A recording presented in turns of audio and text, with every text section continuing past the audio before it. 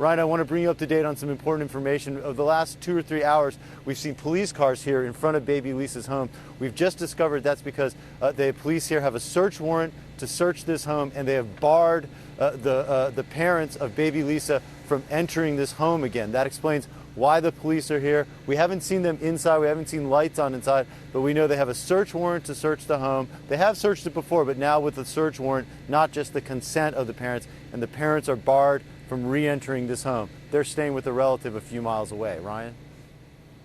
Jim, how long are they barred for? Is this just for the search, or are they being kept out until police do everything they need to do in the home?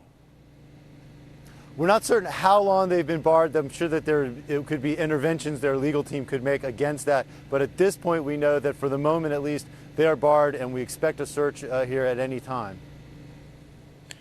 Okay, so Jim, breaking news right here on Dr. Drew. Police doing another search. The family members, the father, the mother, Deborah, Jeremy, barred from the home while this search is conducted. Now, Mark Eiglarsh, let me bring you in on this. Tell me about this. Is this common when police are doing a search? Keep them out? They can't go in until police are finished doing whatever they're doing?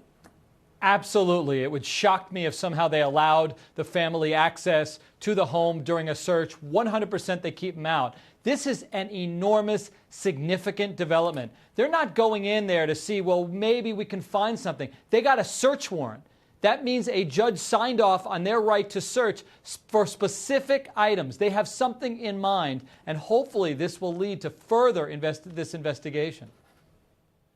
And keep in mind, folks, you see it on the bottom. Just like Mark talked about, they got a search warrant, but they can't go in. They're barred.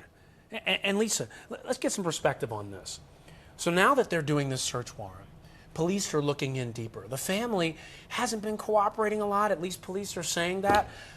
Talk to me about their psychology through all of this, because essentially they know that they're not suspects at this point, but they know that they're being looked at, that police are trying to pursue. And by the way, police could be in that home just trying to look for clues, do anything. It might not be anything that leads necessarily to Deborah Bladley or Jeremy Irwin, but still.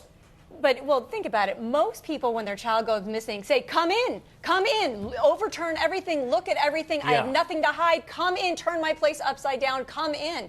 They are actually taking it personally, getting defensive that people are looking at them so closely, which statistically we know that's why the police look so closely, is because oftentimes the family is involved. What I think is interesting from a psychological point of view is two things. One, my name is Lisa. I'm very sensitive to the amount of times people say the name Lisa. I'm always turning around. Her name is baby Lisa, but the parents, when you listen to them in an interview, often say she, her, she, her. It's really interesting if you listen to interviews. They don't say Lisa. What does that mean very to you? often. What does that that they're say? distancing themselves